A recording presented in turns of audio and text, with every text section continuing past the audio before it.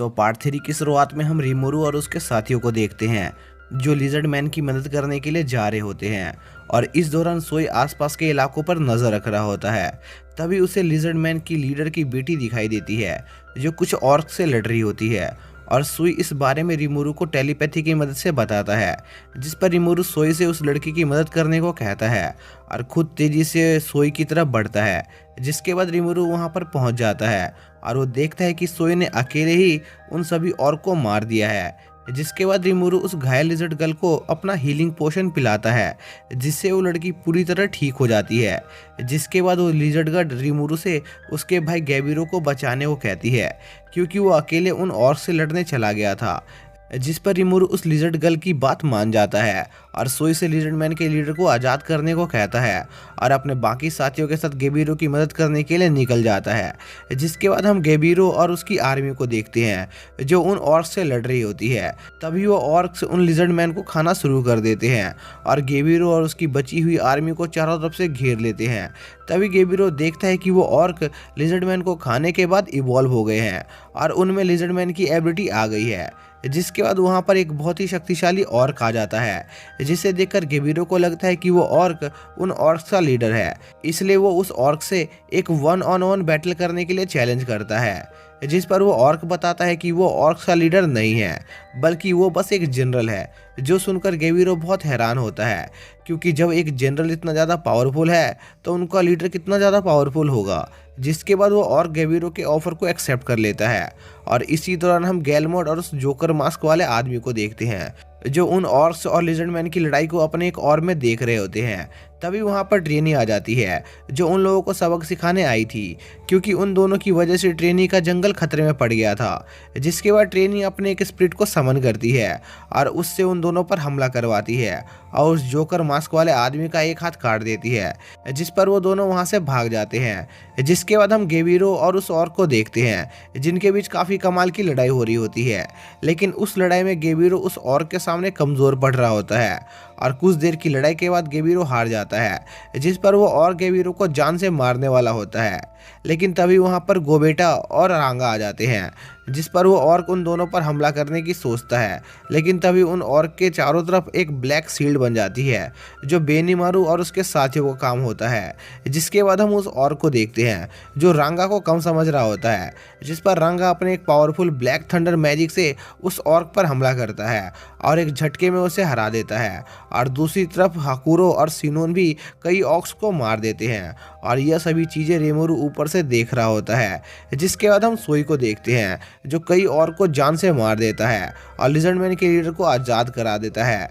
और यह सब गैलमोड भी अपने और में देख रहा होता है और अपने प्लान को फेल होता देखकर उसे बहुत गुस्सा आता है। जिसके बाद हम एक अनजान आदमी को देखते हैं जो ये सब चीज़ें अपने और में देख रहा होता है। जिसके बाद हम रिमोरू को देखते हैं जिसकी नज़र उन ऑर्क्स के लीडर पर जाती है जो बहुत ही ज़्यादा स्ट्रांग होता है। लेकिन तभी रिमोरू पर पीछे से एक हमला होता है जो गेलमोड ने किया था और गेलमोड रिमोरू पर बहुत गुस्सा होता है क्योंकि उसकी वजह से उसका प्लान फेल हो रहा था, क्योंकि गेलमोड गबीरो को गेल्ड को खिलाना चाहता था जिससे गेल्ड ट्रांसफॉर्म होकर एक डीमन बन जाए, लेकिन रिमोरू की वजह से उसका प्लान फेल हो रहा था। जिस पर वो गुस्से में गेबिरो पर हमला कर देता है, लेकिन गेबिरो के साथ ही बीच में आ जाते हैं जिससे वो बहुत घायल हो जाते हैं, जो देखकर गेबिरो को बहुत दुख होता है। जिसके बाद गैलमोड एक बार फिर से गेबिरो पर हमला करता है, लेकिन रिमोरू बीच में आकर गेबिरो को एक बार फिर से बचा लेता है, जो देखकर गेबिरो बहुत हैरान होता है। जिसके बाद रिमोरू गेबिरो को कुछ हीलिंग पोशन देता है जिनका इस्तेमाल करके गेबिरो अपने साथियों को ठीक कर लेता है। जिसके बाद रिमोरू गैलमोड को अपने वेब से बांधकर उसे पीटने लगता है, जिस पर गैलमोड रिमोरू से कहता है कि उसे उससे पंगा नहीं लेना चाहिए, नहीं तो उसके मास्टर उसे छोड़ेंगे नहीं। जिस पर रिमोरू गैलमोड से उसके मास्टर का नाम पूछता है, लेकिन गैलमोड उसे कुछ नहीं बताता। जिस पर रिमोरू गैलमोड को मारने उसकी तरफ बढ़ता है, जिस पर गैलमोड गेल्ड से मदद मांगता है। जिसके बाद गेल्ड रिमोरू से लड़ने के लिए तैयार हो जाता है, लेकिन तभी गेल्ड गैलमोड को जान से मार देता है और उसकी बॉडी को खा लेता है, जिससे गैलमोड एक डीमन में ट्रांसफॉर्म हो जाता है जो देखकर वहां पर मौजूद सभी लोग बहुत हैरान होते हैं। जिसके बाद सिनोन और हाकुरो मिलकर गेल्ड पर हमला करते हैं और उसका गला काट देते हैं, लेकिन गेल्ड अपने गले को वापस अपनी बॉडी से जोड़ लेता है। जिस पर सोई, बेनुमारू और रांगा मिलकर गेल्ड पर हमला करते हैं, लेकिन उनके अटैक से भी गेल्ड को कुछ नहीं होता, जो देखकर रीमुरू बहुत हैरान होता है। तभी गेल्ड का एक साथी गेल्ड से उसे खा जाने को कहता है, जिससे गेल्ड अपनी पावर वापस से रीगेन कर पाए। जिस पर गेल्ड अपने ही साथी को खा जाता है और पूरी तरह रिकवर होकर रीमुरू के साथियों पर हमला करता है, जिसे रीमुरू अब्सॉर्ब कर लेता है और गेल्ड से लड़ने के लिए सीरियस हो जाता है। जिसके बाद रीमुरू अपनी बॉडी का कंट्रोल उसकी सेज को दे देता है, जिसके बाद वो सेज गेल्ड से लड़ने लगती है और उसका एक हाथ काट देती है, लेकिन गेल्ड अपने उस हाथ को वापस से रीजनरेट कर लेता है और रीमुरू पर कई अटैक करता है और उसे पकड़ लेता है। जिस पर रीमुरू अपने फायर मैजिक से गेल्ड पर हमला करता है, लेकिन उस अटैक से भी गेल्ड को कुछ नहीं होता और वो रीमुरू पर हंसने लगता है। और इतनी देर के बैटल के बाद रीमुरू को समझ आ जाता है कि आखिर गेल्ड को उसे हराना कैसे है। इसलिए रीमुरू अपनी सेज से अपनी बॉडी का कंट्रोल वापस मांगता है और गेल्ड की पूरी बॉडी को खाने लगता है। जिस पर गेल्ड खुद को बचाने की बहुत कोशिश करता है, लेकिन वो बच नहीं पाता और हार जाता है। तभी रीमुरू को गेल्ड की पास्ट की कुछ मेमोरीज दिखाई देती है, जिसमें गेल्ड के आगे कुछ छोटे बच्चे होते हैं जो बहुत भूखे थे क्योंकि उनके पास खाने के लिए कुछ नहीं था। जिस पर गेल्ड अपना हाथ काटकर उन बच्चों को दे देता है, क्योंकि गेल्ड की एबिलिटी होती है कि वो अपने कटे हुए बॉडी पार्ट्स को वापस से रीजनरेट कर सकता है और वो अपने लोगों के लिए कुछ करना चाहता था क्योंकि उसके लोग भूख से मर रहे थे। तभी उसे फॉरेस्ट ऑफ जूरा के बारे में पता चलता है और वो फॉरेस्ट ऑफ जूरा के लिए निकल जाता है, लेकिन रास्ते में वो मरने वाला होता है। जिस पर गैलमोड उसकी मदद करता है और गेल्ड गैलमोड के लिए काम करने लगता है और यह सब देखकर रीमुरू समझ जाता है कि ये गेल्ड एक अच्छा इंसान है। इसलिए रीमुरू गेल्ड से उसके लोगों का ध्यान रखने का वादा करता है, जिसके बाद सभी लोग रीमुरू की जीत की खुशी मनाने लगते हैं। जिसके अगले दिन रीमुरू सभी लोगों के साथ एक मीटिंग रखता है, जहां पर ऑक्स, लिजर्ड और रीमुरू के सभी साथी भी मौजूद होते हैं। जिसके बाद रीमुरू उन सभी लोगों से रिक्वेस्ट करता है कि वो लोग ऑक्स को उनके किए गए कामों के लिए माफ़ कर दे, क्योंकि उन्होंने जो किया था वो बस अपने लीडर के कहने पर किया था और ऑक्स ने यह सब इसलिए भी किया क्योंकि उनके पास खाने की कमी थी और उनके पास जिंदा रहने के लिए कोई साधन नहीं था। जिसके बाद रीमुरू बेनीमारू से पूछता है कि क्या वो इन ऑक्स को उन चीज़ों के लिए माफ़ कर सकता है जो उन्होंने उसके क्लैन के साथ किया।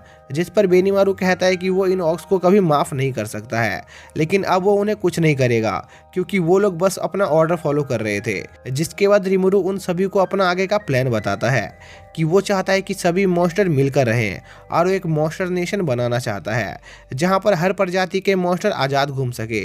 जिस पर सभी लोगों को ये आइडिया काफ़ी पसंद आता है और वो सभी मॉन्स्टर को फॉरेस्ट ऑफ जूरा में एक साथ रहने को कहता है। जिस पर ट्रेनी रीमुरू को फॉरेस्ट ऑफ जूरा का नया लीडर बनने को कहती है ताकि सभी प्रजाति के मॉन्स्टर रीमुरू का ऑर्डर फॉलो करे, क्योंकि रीमुरू उन सब में सबसे समझदार और नेक दिल था और रीमुरू उन सभी का लीडर बनकर थोड़ा शर्माने लगता है। जिसके बाद सभी लोग वहां से चले जाते हैं। इसी दौरान एक ऑर्क बेनीमारू से उसके किए गए कामों के लिए माफ़ी मांगता है, जिस पर बेनीमारू कहता है कि उसने अब उन सभी को माफ़ कर दिया है, लेकिन अगर उन लोगों ने कभी रीमुरू को धोखा देने की कोशिश की तो वो उन्हें छोड़ेगा नहीं। जिस पर वो ऑर्क बेनीमारू की बात समझ जाता है। जिसके बाद रीमुरू सभी ऑक्स को उनका नया नाम देता है, जिसमें उसे 10 दिन लग जाते हैं क्योंकि उन ऑक्स की संख्या 1 लाख होती है। और दूसरी तरफ हम देखते हैं कि गेबिरो को लिजर्ड क्लैन से निकाल दिया जाता है क्योंकि उसने अपने लीडर को धोखा दिया था, जिससे गेबिरो को बहुत दुख होता है। लेकिन गेबिरो के साथी उसका साथ नहीं छोड़ते हैं और वो अपने साथियों के साथ एक नए सफर पर निकल जाता है। जिसके बाद हम उसी अनजान आदमी और उस जोकर मास्क वाले आदमी को देखते हैं जो कुछ बड़ा प्लान बना रहे होते हैं और दूसरी तरफ रीमुरू अपने नेशन का डेवलपमेंट बहुत जोर शोर से करवा रहा होता है। जिसके बाद रीमुरू को सोई से खबर मिलती है कि बहुत सारे पेगासस नाइट उनके विलेज की तरफ आ रहे हैं, क्योंकि कुछ दिनों पहले डॉर्फ के किंग को खबर मिली थी कि एक स्लाइम ने ऑर्क लॉर्ड को हरा दिया है, इसलिए वो स्लाइम से मिलना चाहता था। जिसके बाद गेजल अपने साथियों के साथ रीमुरू के विलेज में आ जाता है। जिसके बाद रीमुरू गेजल से उसके इस विलेज में आने का कारण पूछता है, है, लेकिन गेजल बिना कोई जवाब दिए सीधा रिमोरू को उससे लड़ने के लिए चैलेंज कर देता है, जिस पर रिमोरू भी तैयार हो जाता है और उन दोनों की लड़ाई देखने ट्रेनी भी वहां पर आ जाती है। जिसके बाद गेजल और रिमोरू की लड़ाई शुरू होती है और थोड़ी देर के बैटल के बाद गेजल समझ जाता है कि रिमोरू एक अच्छा इंसान है। तभी गेजल की नज़र हाकुरो पर जाती है और हमें पता चलता है कि हाकुरो ने ही गेजल को स्वॉर्ड चलाना सिखाया था और हाकुरो गेजल का टीचर था। जिसके बाद वो सभी रात में एक साथ डिनर करते हैं और इस दौरान गेजल रिमोरू को बताता है कि उसने उसके साथ लड़ाई इसलिए की ताकि वो जान सके कि आखिर रिमोरू उसका दोस्त है या दुश्मन है। जिसके बाद गेजल रिमोरू को उसके देश के साथ एक ट्रीटी साइन करने को कहता है। जिसके बाद हम देखते हैं कि गेजल और रिमोरू ने उनके नेशन के भले के लिए एक ट्रीटी साइन कर ली होती है। जिसके बाद गेजल अपने साथियों के साथ वहां से चला जाता है, लेकिन कुछ दिनों बाद वो वापस आता है और वो अपने साथ वेस्टा को भी लाया होता है ताकि वेस्टा रिमोरू के विलेज को डेवलप करने में उसकी मदद कर सके और वेस्टा भी रिमोरू से उसके साथ काम करने की परमिशन मांगता है। जिस पर काइजन रिमोरू से वेस्टा को अपने विलेज में शामिल करने को कहता है क्योंकि वेस्टा बहुत ज़्यादा स्किलफुल ड्रॉप था। जिस पर रिमोरू वेस्टा को अपने अंडर ले लेता है। जिसके बाद गेजल वहां से चला जाता है। तभी वहां पर गेबिरो भी आ जाता है जो रिमोरू से उसे भी उसके विलेज में शामिल करने को कहता है और साथ ही वहां पर लिजर्ड मैन के लीडर की बेटी भी अपने कुछ साथियों के साथ आ जाती है ताकि वो लोग रिमोरू से कुछ नई चीजें सीख सके। जिस पर रिमोरू उन सभी को अपने विलेज में शामिल कर लेता है और उन सभी को उनका नया नाम देता है जिससे वो सभी इवॉल्व हो जाते हैं। जिसके बाद रिमोरू उन सभी को उनकी स्किल के हिसाब से किसी काम पर लगा देता है। इसी दौरान हम कुछ डीमन लॉर्ड को देखते हैं जो रिमोरू की स्किल देखकर बहुत प्रभावित होते हैं और उनमें से एक डीमन लॉर्ड जिसका नाम मिली होता है वो रिमोरू को हैंडल करने का मन बना लेती है और वहाँ से निकल जाती है। तभी हम रिमोरू को देखते हैं जिसे एक बहुत ही पावरफुल ऑरा महसूस होती है और वो उस तरफ निकल जाता है। तभी उसका सामना मिली से होता है और मिली रिमोरू को देखकर उससे मजे लेने लगती है और वो रिमोरू को उसके असली रूप में आने को कहती है। जिस पर रिमोरू ह्यूमन फॉर्म में आ जाता है और मिली रिमोरू को ऐसे देखकर बहुत हैरान होती है। तभी वहाँ पर रांगा आ जाता है जो रिमोरू को वहाँ से ले जाता है और सिनोन मिली पर हमला करती है, लेकिन मिली उस अटैक को रोक लेती है।